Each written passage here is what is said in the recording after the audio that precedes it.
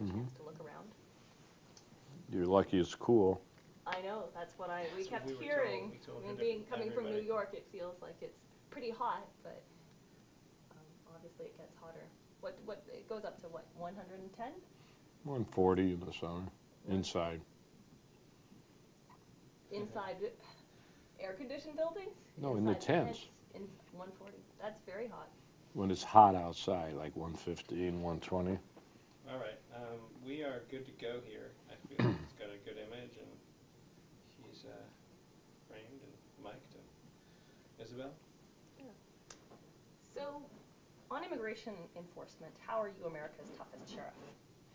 Actually, it's the world, because I have been interviewed by over 3,000 foreign, international television and magazines. And I say that because it shows the interest, not only in our country, but around the world that they have, maybe on the criminal justice system, maybe on my programs, maybe on the sheriff. I would like to take a little credit. It has to do with me, too. I am controversial. On the other hand, I've been in law enforcement 48 years, sheriff 17, police officer in Washington, D.C., Las Vegas, Nevada. Big career was with the U.S. Drug Enforcement Administration, 27 years. Speaking about the controversial, some of your controversial policies that have attracted a lot of press attention around the world, one of the things that we saw today when we were visiting Tent City was the pink underwear that all the male inmates wear. Could you talk about the rationale for that? Yeah, but the reason I mention my background, because I did serve as regional director in Mexico, lived in Mexico City, had offices in Panama, Argentina, was a federal agent, the only one in Turkey, in the Middle East, head of DEA at Texas and Arizona, 3 different assignments. So I just bring that out because of illegal immigration problems. As far as the pink underwear, I guess I'll go down in history. They'll remember me. Usually they forget you in the first hour, but they'll remember me for 24 hours because of the pink underwear. What's the pink underwear about? Well, you know, I always have 2 reasons to do things. One is the official reason, and one's my reason. So what's your reason? On the white underwear, they were stealing, smuggling underwear out of the jails when they're being discharged. Our officers would look under their belt to see, you know, if they have any stolen underwear. But if it's white, since everybody wears white underwear, it's pretty hard to distinguish. And they were selling the underwear on the streets, the inmates, when they were discharged from jail. So I had an idea. Let's put the inmates in pink, because nobody wears pink underwear. So when you check out and we see it's pink, we know it's ours. So that was the official reason. What was your personal reason? Is they hate pink, at least in this county. So you never give them anything they like. So if they don't like pink, that's why they have pink.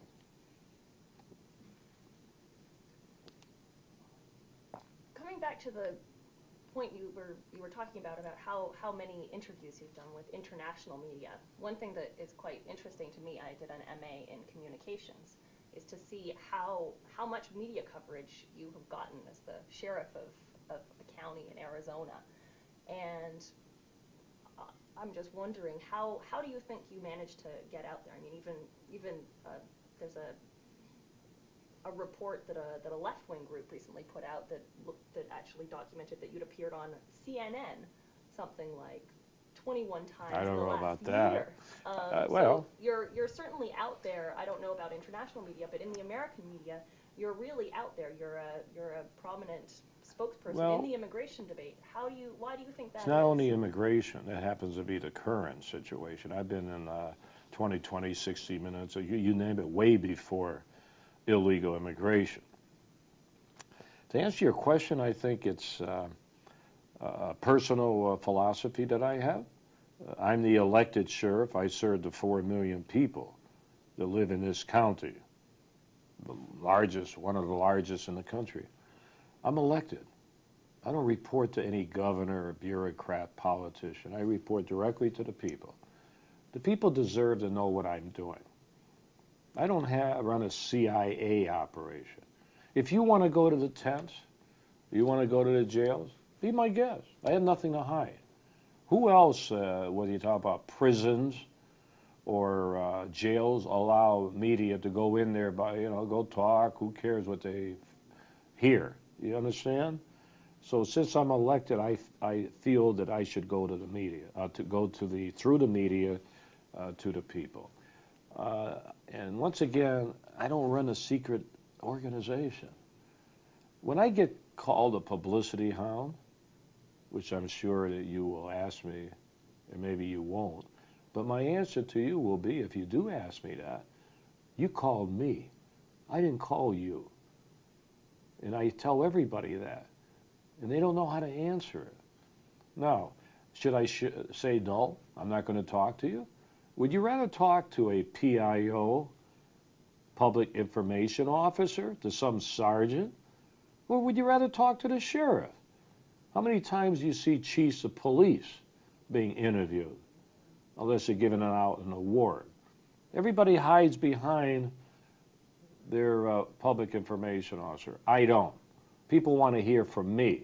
So when you say you're always on television, they call me. Can you take a breath?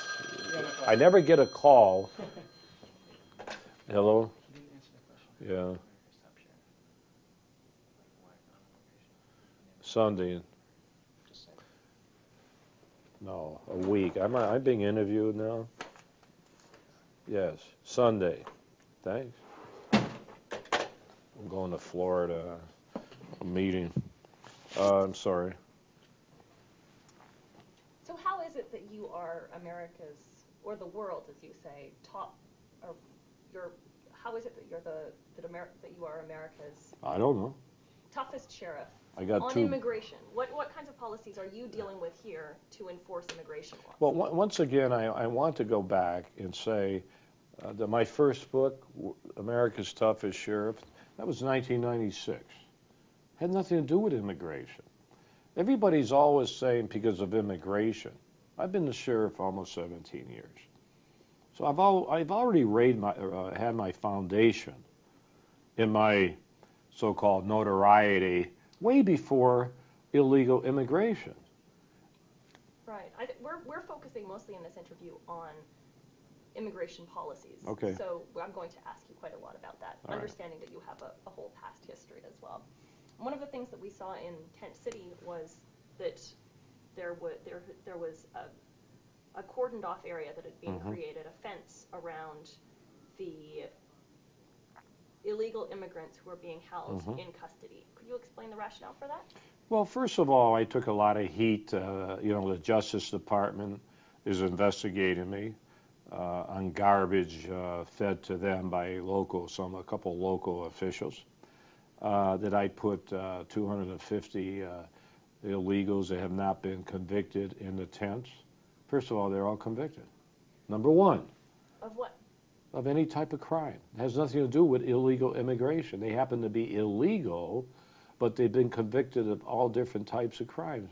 What are the most common ones that they've been? Well, in the tents, we don't put murderers in the tents. So it could be any type, from DUIs to not paying child support, burglary, you name it. Are these mostly people who've been arrested by the human smuggling unit? No. These are people arrested by law enforcement because everybody arrested by police departments come to us. We have the jails. There are no city jails. So they come to us. When they are sentenced, convicted, if they're up to a year, they do the time in the jails. I decided to put those convicted people in the tents like I put all convicted people in the tents.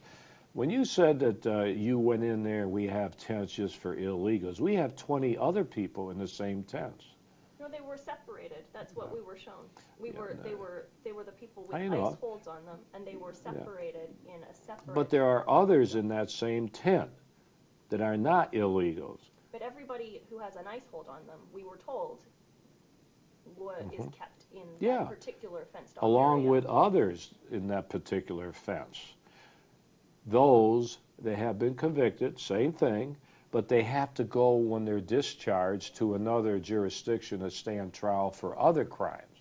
So what these tents are holding tents, because it's easier when they do their time to either turn them over to ICE to be deported or turn the others over to be sent to another city to stand trial. So we don't just have illegals in that compound, we have anyone that has to be sent somewhere else. And what percentage is illegal immigrants versus other people? Well, there's a high percentage of illegals. So mostly? Would you say mostly? Well, I would say, yeah, but you have to understand in our jail system, about 2,000 people out of the 10,000 average are illegals. That's a pretty high percentage. So naturally, when they're convicted, you're going to get a high percentage of the convicted people that are here illegally. But they're not in there for being illegal. They're in there for all different types of crimes. Right. You boasted that dogs are fed better than inmates in your jails. Could you explain why? Well, first of all, let me clarify that. About 6 years ago, a lot of animal cruelty, killing cats. I decided to do something. I formed a special unit just to go after those that abuse animals. Okay, I'm actually more interested in the treatment of the inmates, though. That's where I'm going. Okay. I have to lay a foundation here. All right. At the same time, the inmates were destroying the plumbing in the jail. I decided to kick the inmates out, put them in Tent City, so I had an empty building with cells to put those that abuse animals in jail, plus to put the dogs in jail to take care of them. So we have dogs behind bars in our jail that have been abused, that are victims. So when I said it costs more to feed the dogs in the jails than the inmates, it's true. It's about $1 a day to feed the dogs. At that time, it was the only air-conditioned jail that we had. And it costs about, it's gone up a little. I'm very angry. Our meals have gone up to probably 60 cents a day. So it does cost more to feed the dogs. It's about $1 a day to feed the dogs. It's about 60 cents a day to feed the inmates. And they still get their 2,500 calories. Just today, I gave them a birthday gift. It's my birthday. And I fed them liver and onions, 5,000 pounds of liver. See, we get donated food. I keep the cost down because of donated food. You've also talked about how you don't think that the inmates deserve treatment that is better than dogs. Well, I don't know if I said it that way. I said the dogs are victims. They have been abused. The criminals are criminals. They have violated the law. So if a dog and cat, I have a cat section and a horse section, if they have been abused by humans, I lock up the people that abuse the animals and throw them in jail. The dogs, horses, and cats, I treat nice because they are victims. Could you talk a little bit about what happened to Juan Mendoza Farias in one of your jails? Who is he? He was the inmate who was, there was an extensive Maricopa County Sheriff's Office detectives investigation that was reported on by I think it was the New Times, and they found, looking at almost 5,000 pages of You know, first of all, this was John Dickerson. They found that he had I'm died gonna as a result. No, just let me finish the question. He had died as a result of consecutive beatings by jail guards. There were other inmates and some of the guards who were on duty talked about how he was tasered some guards on duty talked about tasering him over a dozen times. He was You repeatedly tasered. you know, He before never you, showed signs of you know, violent before you behavior. waste your breath, number one, you said you were going to talk about illegal immigration. What does this have to do with illegal immigration? Well, we were And here. I'm going to get the facts here because we'll close this interview right now. You can go back home. I don't talk about what that New Times Village Voice talks about because they have no credibility. Now, if you want to talk about illegal immigration, let's get to it. I don't know what case you're talking about. So you said you're going to interview me for illegal immigration. What does that have to do with this case you're talking about that you read in the New Times? Well, you were talking about your law enforcement And you cut me background. off. You said, I want to talk about illegal immigration. Well, Let's okay, talk let's go about back to illegal illegal immigration. All right. Because you know what? You I mentioned don't, the Department just of a minute. Justice. I don't have to talk to you. I can stop this right now. Right now. You came here to talk about illegal immigration, not the New Times, not some tasers. So you want to stick to illegal immigration, stick to it, or we're cutting this off. Okay, back to illegal immigration. Absolutely. You'd raised the issue of the Department of Justice investigation that is ongoing, charging you with possibly racial profiling. I had never been charged with anything. They're investigating. No, you they for had, it. They well, are saying, yes, they are not saying legally charging, a but- civil violation they're talking about. Yes. So this is, I know that your department does not collect data on racial groups that you are arresting, but the East Valley Tribune, as you know, won a Pulitzer Prize Yeah, well, for great, an great. investigation. Yeah, What right. they found, I'm sure you're very familiar with these statistics. Hey, Out Lisa. of 295 Hold on. Lisa?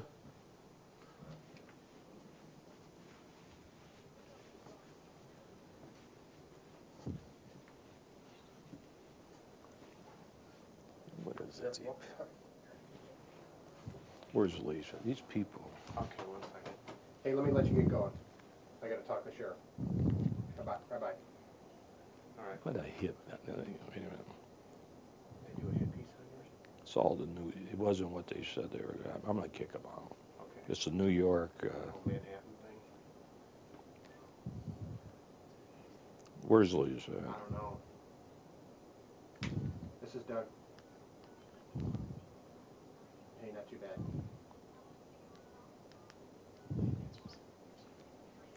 Okay.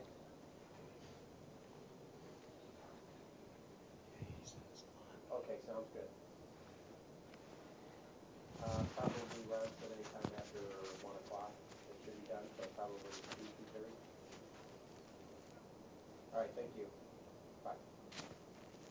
Can't reach her. Good night.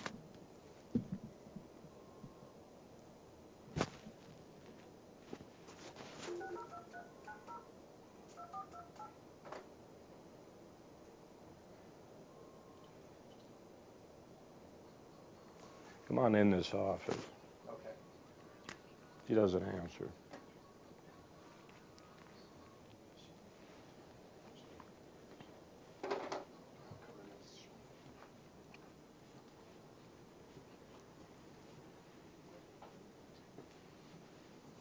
I'm trying to reach Lisa and see what you told her about this interview, and we'll get our story straight. So the interview has stopped right now. Okay. You can go What back home. If you wanted to talk about illegal immigration, why don't you say what you wanted to say?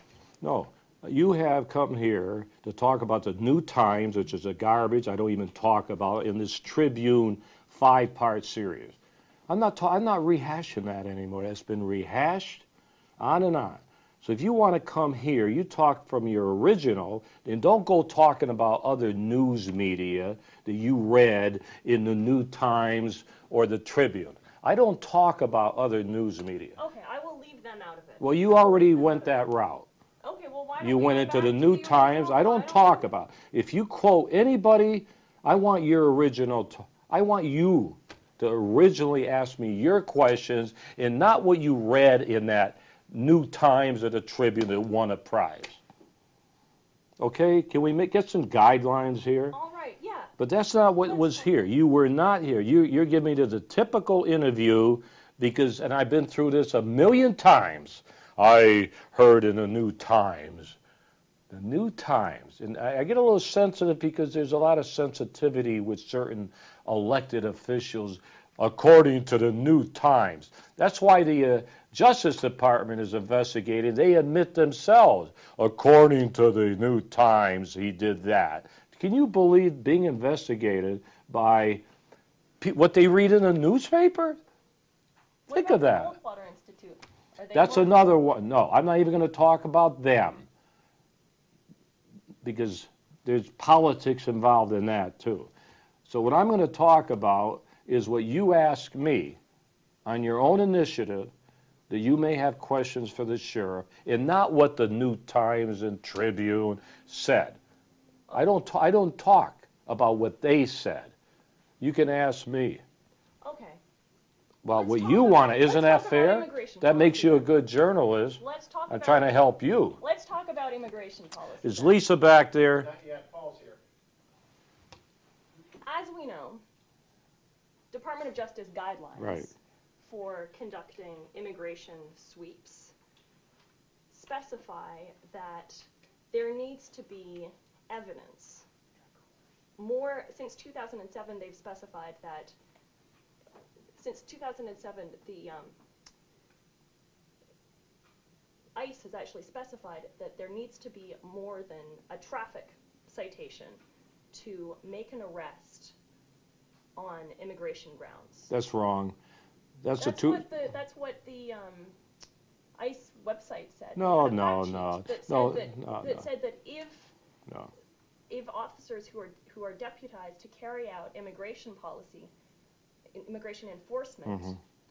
are to conduct sweeps and make arrests, it has to be based on evidence. That's not So right. reports or actual documented reports or 911 calls or records of arrest.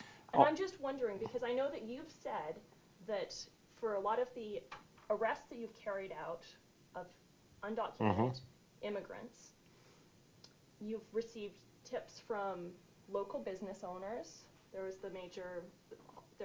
a lot of activity, I know, at Pruitt's Furniture Shop. Employer sanction. Okay, and also a lot of neighborhoods where it's predominantly Latinos who live. These are areas that have had high volumes of arrests under the provisions of the 287G. Right. Is that, who said that? I don't understand where you're getting the policy, because let me say this. Regardless of what you read on the web, we've been audited many times by the ICE. On the 287G, we've come out with flying colors. So evidently, we're doing something right. I know that ICE has not released their report that they did the audit. I don't think that is public. I'd love to look at it. Do you have a copy? I don't Because have I would it. love to do some journalism. You based on mean, that. you mean recently? Yeah, I think that they completed their audit, right? No, Oh, I okay, have so no ongoing. idea. So I haven't seen what they've come up Exactly. with. But there is an expectation that if you are going to carry out this 287G policy and you have the deputies who are enforcing immigration law, you need to have evidence that there are crimes being carried out in the areas that you're targeting, and that the arrests are as a result of crimes. And I'm just wondering, what is the basis that you are making these arrests? Well, we made over 1,600 on human smuggling cases. And what A were state most law, people- a what- state law. What were most people convicted of? The class 4 felony of human smuggling, including the co-conspirators that happen to be in the car that have been smuggled in. That's been the But that's controversy. the majority of them are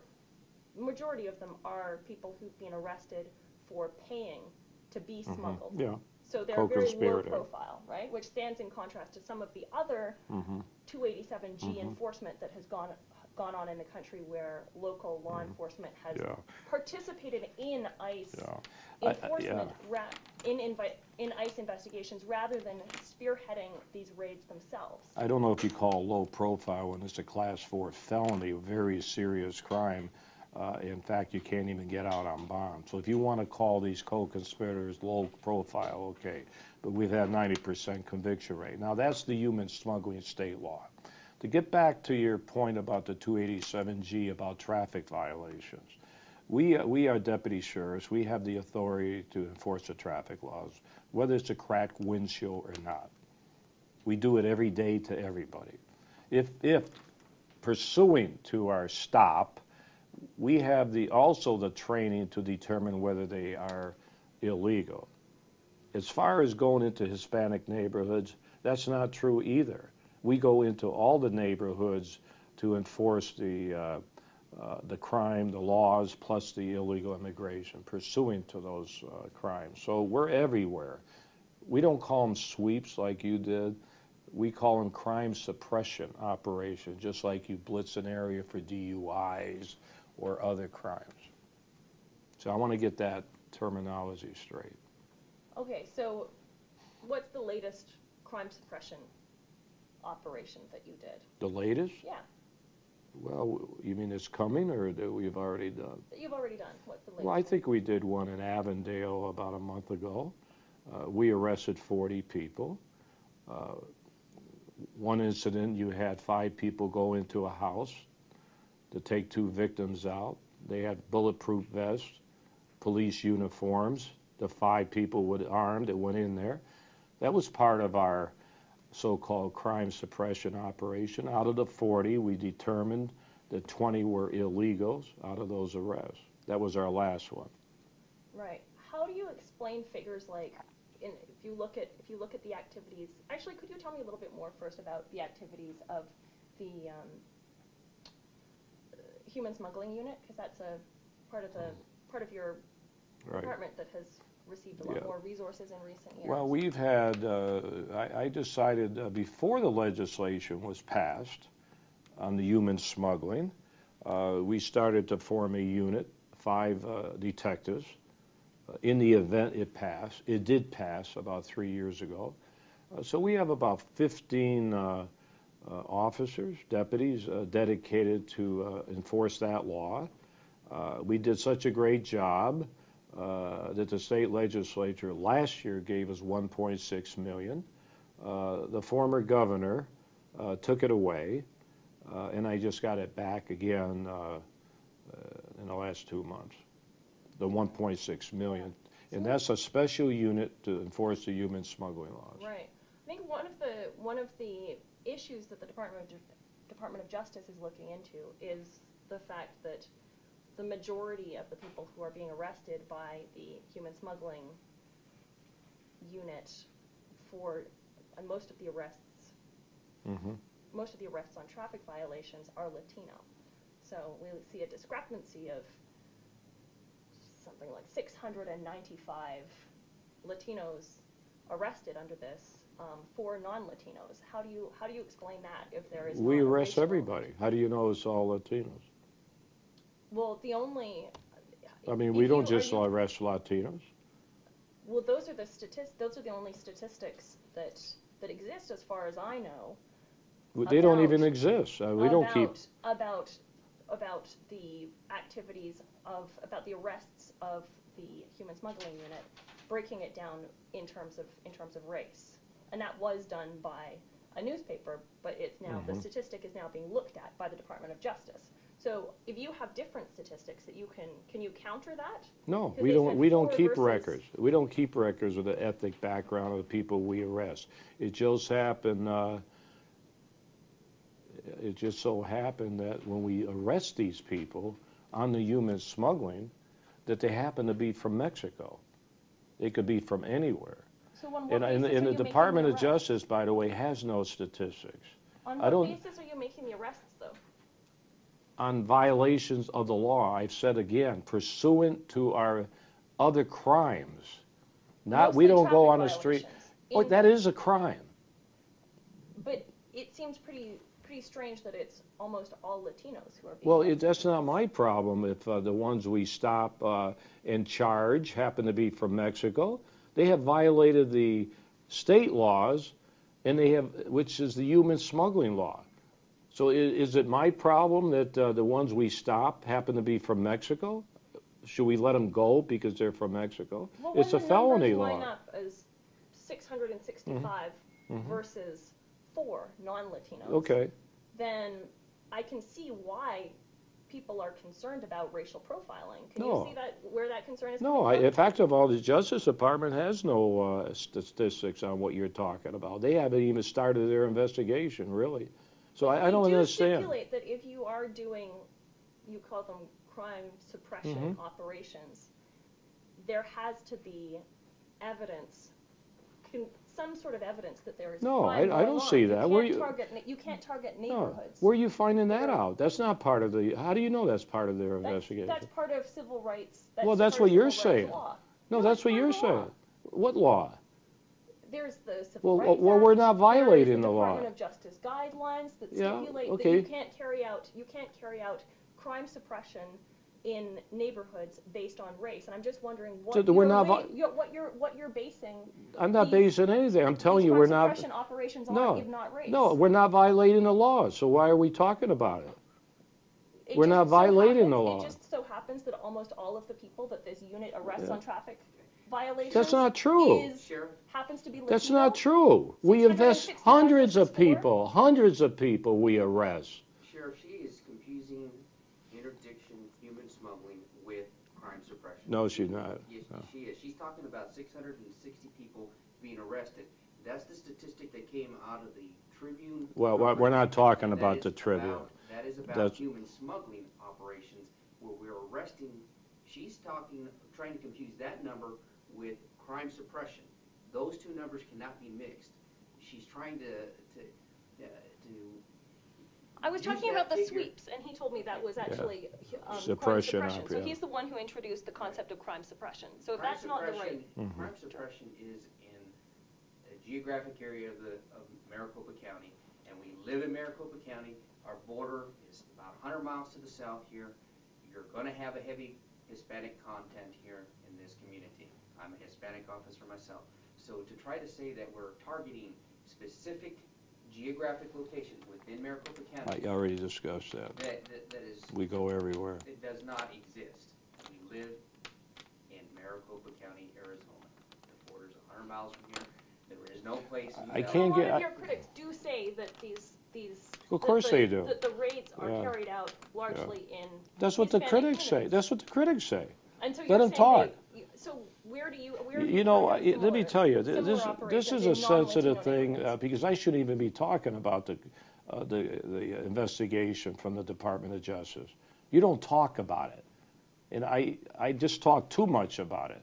So I'm not going to talk anymore about an investigation which you seem to have put words in their mouth because that's not what when they wrote me a letter said. They came down here because the 4 congressmen from out of state asked the Justice Department and Janet Napolitano to look into my operations and see if there's any violations of the civil rights. Okay? And there was a few people here locally that were talking to the Congress people. Now, these Congress people are not from Arizona. Then the Justice Department decided, and they did it very quickly for a new administration. And I worked with the Justice Department for almost 30 years. Nothing is ever done so quick as they did to write me that letter. I am not concerned about the Justice Department coming down here. I am concerned with some of their own violations, and that's why we're asking the Justice Department to investigate themselves. That's another issue, but it all has to do with that letter. And I'm going to say it again. There's nothing in that letter that has come forward that you're talking about other than some critics, other than what you read in the New York Times editorial board or for some other newspapers. So I can answer some questions about the mechanics to the best of my knowledge, but I'm not going to talk about a civil rights so-called investigation by the Justice Department. Just so that we can put to rest what you're saying that the East Valley Tribune report is not something we should look at as credible evidence. I didn't say that, but Oh, I'm not going to talk about what you read in another newspaper, and I'm not going to do that. Could you? Yeah, I'm just wondering if you could. Even though they won the prize, like you said they did. I'm just wondering if you could clarify, though. They say that their report was based on Freedom of Information requests. And they to your came here. office. They came And here. so did they? Yeah. So it's based on the statistics that you gave to them, and then they broke it down, looking at who the arrests were. They broke it down in terms of who was Latino, who wasn't. I'm just wondering, are you saying that they misrepresented your I'm saying findings? 'Cause again, the source is actually your department, right? once you're That's where going they- back to the New Times, on the New Times and the Tribune, I'm not going to talk about how they did their investigations, how they got their statistics, if they twisted statistics. I'm not going to talk about it. Okay. You ask me what you want to ask me. You keep going back to the New Times, and the Tribune, and the Goldwater Institute. You keep going back to those three things. Let's talk. I'm answering your questions. And you're talking again about the Justice Department, which everybody, if I had lawyers in here, they say, shut your mouth, Sheriff, you don't talk about it, or you should not. They can't tell me what to do. So I am trying to answer some questions within the framework to help you out and give you a little idea how we're operating this illegal immigration. I'm willing to do that, and I do it hundreds and hundreds of times. I never have any problems with the reporters. Okay. So I'm not trying to criticize you. I'm just trying to give you some. Okay. I try to give you some guidelines. At least give me the parameter, if you don't mind. Yeah. Tell me about how, I know that day laborers have been a big issue here in Maricopa County. Right. Could you tell me a little bit about how you have approached day laborers? First of all, we do not go on the street corner and arrest people because they look like they're from another country. And since we're so close to the border, we'll have to say Mexico or Central America. Now, if there's a crime committed, some type of crime, then we will pursue it because we have 160 officers trained by the United States government, ICE, to perform those duties. And we also have the state laws. For example, the employer sanction, where we go into businesses and to see if we can connect the employer knowingly hiring the illegals. It's a civil law. We haven't been too successful. However, we did go into 18 different businesses, and even though we can't tie up the employer, out of almost 300 arrests, 190 of those people arrested were phony identification theft. So that's a felony too. So we enforce that law. And they're all illegals too, by the way. So, sorry, how many people were arrested? In the employer sanction, that's a different operation. Yeah, okay. A different state law, which is a civil law about the employers knowingly hiring the employee. It's kind of weak. We're trying to get that law a little tougher. Right. But while we're enforcing that law, if we can't get the employer involved, we do arrest the employees, and probably the majority have violated a state law for phony Social Security and so on. How do you find the evidence that there is this illegal transaction going on in the first place? Well, we do research through Social Security and other agencies to determine who has a Social Security card. So we do a little background. We don't just knock the door in and grab people. We have already done preliminary work to prove our case. Now that's another part of the illegal immigration laws that we're enforcing. You want to? Well, yeah, we're talking a lot about the law, and I guess the part of this that still kind of confounds me, to be truthful, is that you're the illegals you're charging with co-conspiracy or conspiracy. I can't remember what it is, for human smuggling, and they're getting thrown in with people who have committed crimes, usually not real violent crimes. They're only in there for a year maximum, but still they're criminals. They've been thieving and battery, whatever.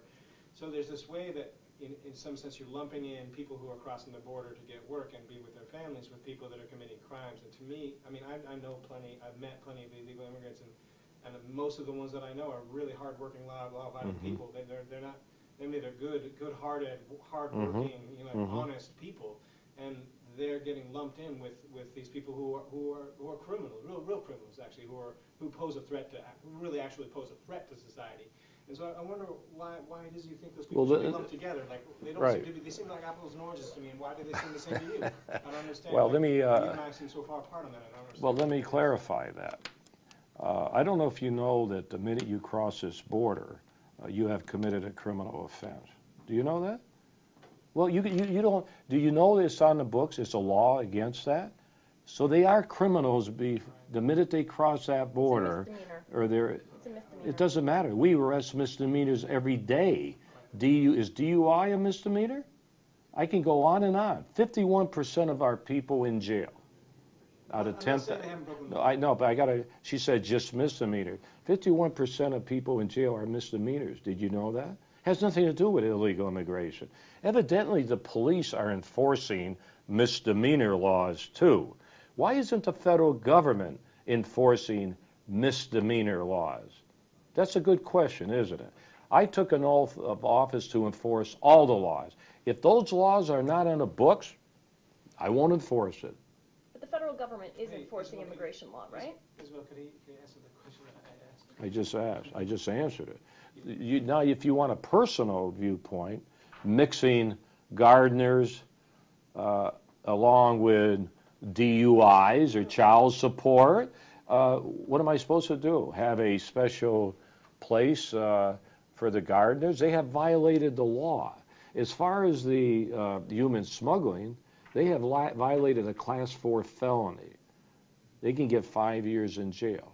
Now, I know what you're talking about. You are saying that a lot of the people, say, for example, you stop a car, you got the smuggler, then you got 10 people that are being smuggled in that are coming here for a job. That's what you're saying, right? Yeah, they seem like a victimless crime to me. Well, yeah, but we have a lot of victims. It's smoking marijuana, people say. Well, we have drug users in jail, too. A lot of them on misdemeanors. So I understand your viewpoint on it. I understand it. I spent 4 years in Mexico City. Got along great with the Attorney General and the President. In Turkey. So I've been in all these foreign countries. But you won't say one thing.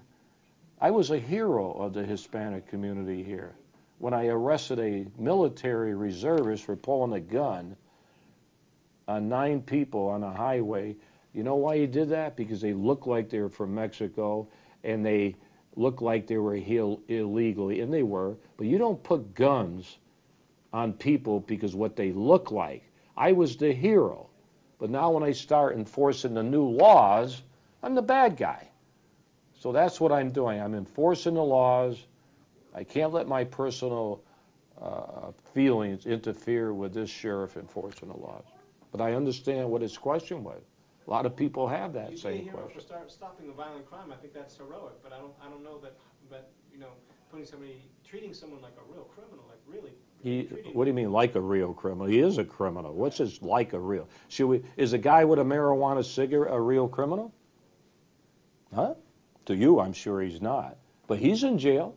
I don't see anybody complaining about drug users being in jail or driving drunk or speeding over 20 miles an hour and arresting, or all these other crimes that you will say, it's not serious, but they're in jail. But why are we talking about illegal immigration and selecting those that you feel are not criminals, even though they are? But that's what the law is. So let's change the laws. It's a very complex problem. It's something that Washington refuses to take on. The last election, both candidates took it off the table. Isn't that interesting? The illegal immigration was the biggest problem until about a year when the presidential general election took place. It disappeared. We all know the reason why. It has to do with politics. They want amnesty. They don't want to lose the Hispanic vote. That's what it's all about. Employers want to be able to hire cheap labor. We have a very serious problem in this country, financial problem. People are being laid off every day.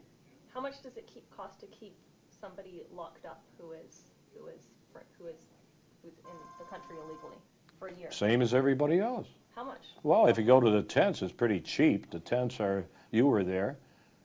About Yeah. how much? How much does it cost? Well, I don't know. It's about, You don't know? no, I don't know, because you have to separate. We have tents and we have the other jails, okay? I know when you throw in the cement, they put it all together.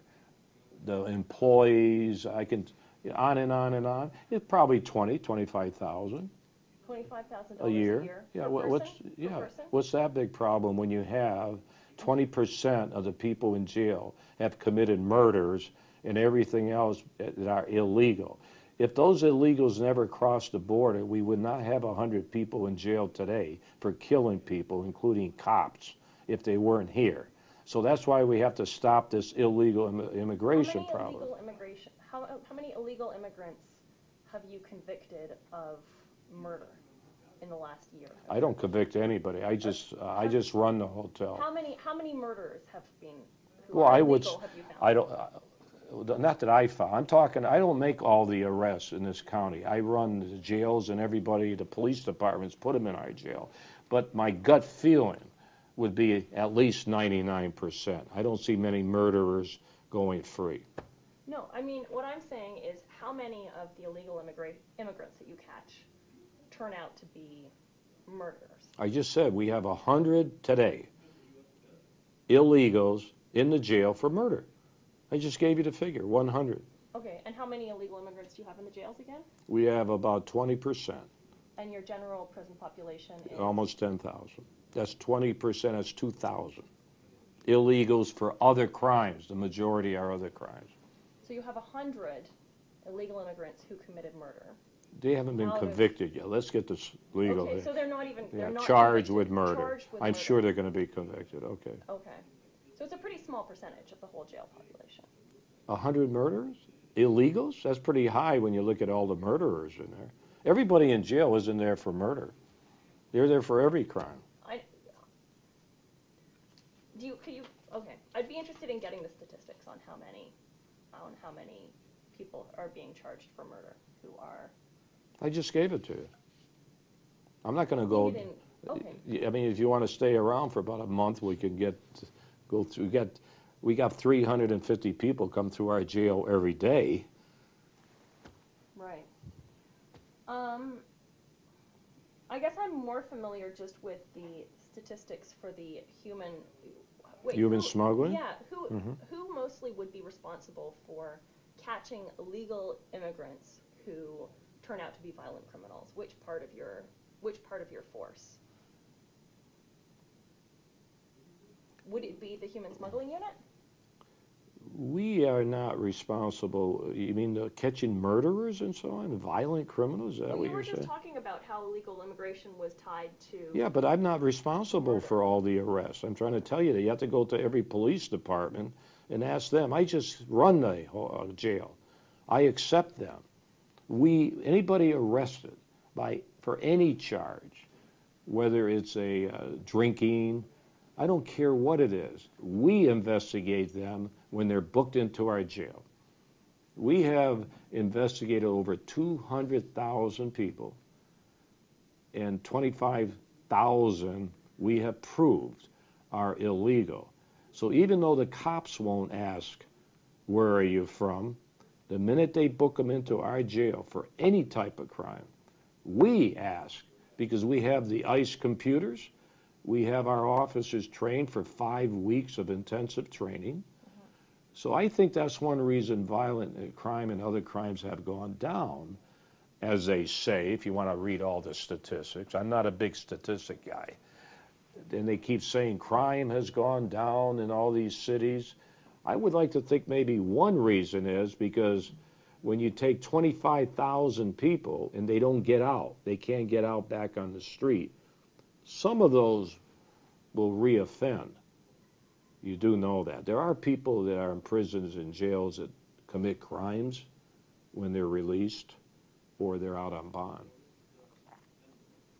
Most reports I've seen have shown that violent crime has actually gone uninvestigated. There have been fewer arrests for violent crime in this county since the 287G agreement started being implemented by your department. That's false. We have 15 detectives, just like we have 15 narcotic detectives. Their own mission is the human smuggling. We have narcotic detectives, larceny, arson. We do our job across the board. But is it true that there are people who've been pulled off of the regular patrols? That's not true. So you have the same number of regular patrols? Yes. What's happened to response times? They're great. What are the rates right now? We reduced it. I don't have the figures, but we try to stay around 5-6 minutes. Okay. I think And it's always been, 2007, it's really, 2007, the yeah, average had risen to 11%, yeah. sometimes up to 15. It's, 11 minutes, yeah, sometimes 15 yeah, minutes. yeah. So where is it now? Well, I don't have the figures in my head, but I'm saying it's been reduced, Since and we're when? happy with it in the last Since 2-3 it went years. up. Since No, it in the went up last in 2-3. 2007. No, in the last 2 years, it's how you look at the statistics. When you have a deputy patrolling 200 square miles, I think it takes a little more time to respond versus a local police is right around the block with 100 police cars. So you have to look at our operations a little different than a local police department. We're out there in the rural areas. So why but would the I'm- response times have risen between 2004 and 2007, which is what the statistics did indicate? No, that's what you're reading out of a newspaper again, and I'm not Those were going your to. they came from your No, department. it's how you look at it. It's how you look at response So time. you're saying that people who say that the average response time was up to 11 minutes in 2007 were lying? Is that It's how you look at the response time, whether you start off when the dispatcher receives the call or whether the deputy receives the call and responds.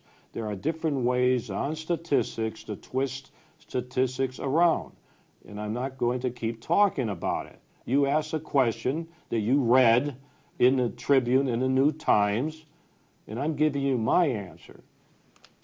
All right. There were 9 to 10 activists who were arrested at a board supervisors meeting. It was back in Not December. at one time. Okay. Different times.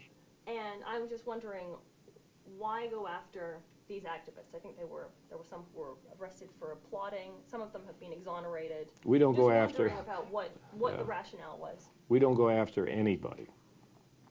Anybody, I don't care where they're from, that's going to disrupt a public meeting in their civil unrest, or they violate a law, they're going to be arrested. What law were they violating? I'm telling you, disrupting meetings, What law is it? there is a law against that. What, When you're in a public meeting and you disrupt that meeting, disorderly conduct and everything else, they were arrested. Is there a problem in here? Yeah, I got a big problem here. What's the matter? These people have come down here to talk about the New Times and the Tribune into guys being beat up in the jail, and I thought this was There was also Amnesty International. I Human Rights thought this Watch. was There's also the Department of interview on Justice. illegal immigration. Then let's stop the interview. Well, I did stop it, trying to reach you to get what your deal was about. Well, we didn't really go in for it very long. Remember, they sent me a message, and I said, oh, I don't know if we need to do this. I don't mind talking to them, which I think I've been pretty favorable, even though they're asking questions about the so-called Justice Department investigation. But they keep quoting the New Times, the typical thing. And I just told her, she seems like a nice person, it just asked me questions from not what you read in another newspaper, because I don't talk about other newspapers. Whether it's good or bad, I don't give them any credit, either negative or positive. But you went to the trouble of arresting 2 executives from Village Voice Media. They weren't involved in illegal immigration.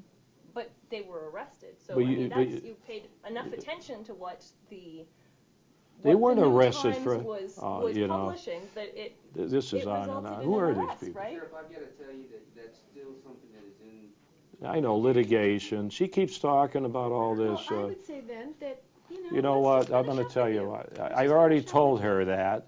She's asking questions about, like you said, the Justice Department, litigation. She doesn't want to get up. Why did you arrest people in this board? So this is all, and I'm a very open guy. Didn't I start off in saying all the interviews I have?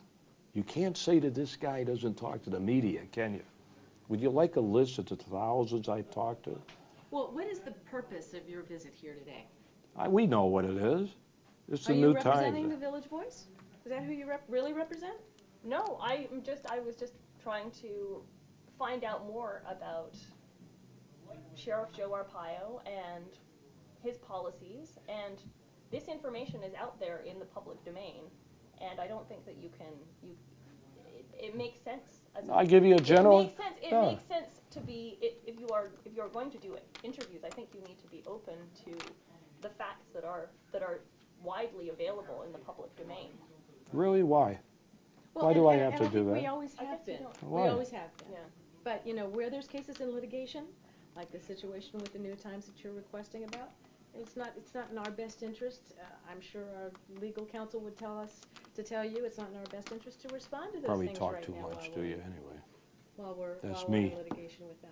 So what else do you not are you asking about that we shouldn't be talking about? Well, I told him the parameter. Well, are you can't. done? Are we No, she finished? got angry because I started talking about the dogs in jail. She asked me why it costs more to feed the dogs. But then she said, this is an illegal immigration story. Oh, okay. I don't know why allegedly we beat up people in the jail, or the New Times, or statistics, response time, all this stuff. I don't know what this has to do with it.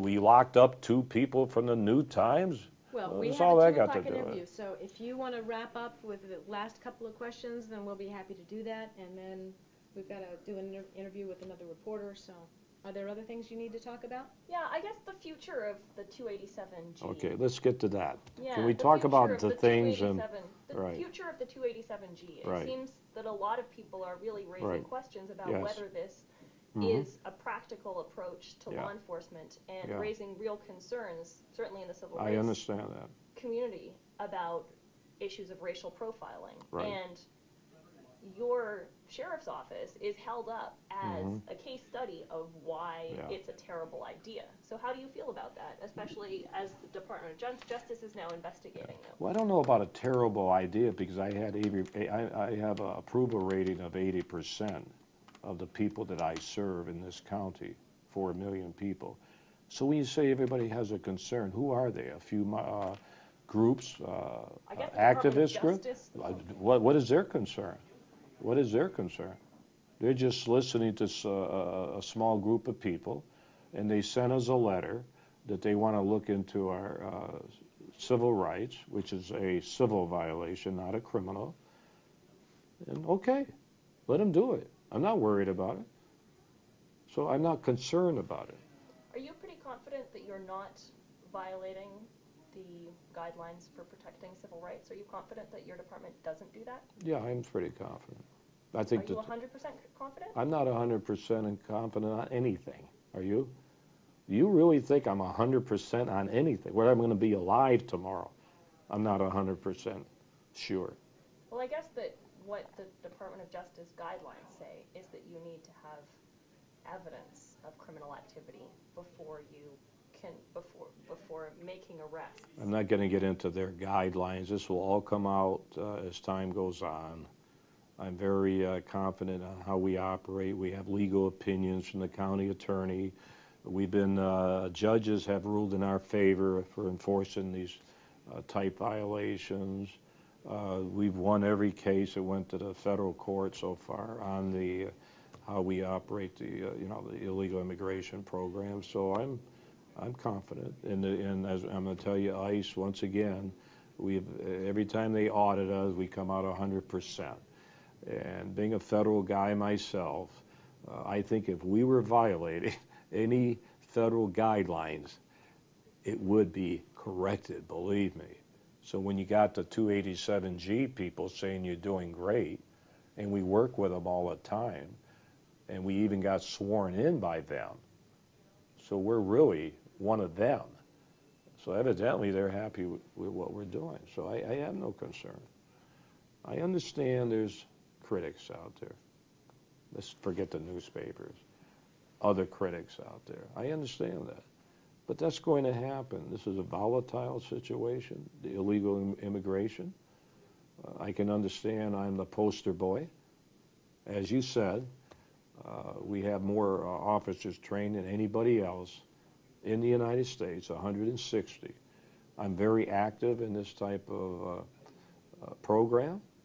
And when you're active and you enforce the laws, and there's resentment from certain groups that Congress really isn't doing anything to solve the so-called comprehensive, I hate that word, comprehensive, I'm so tired of hearing the word, secure the borders, boots on the ground, transparency.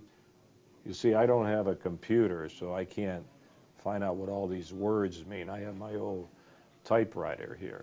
So you have all these cliches, all political cliches.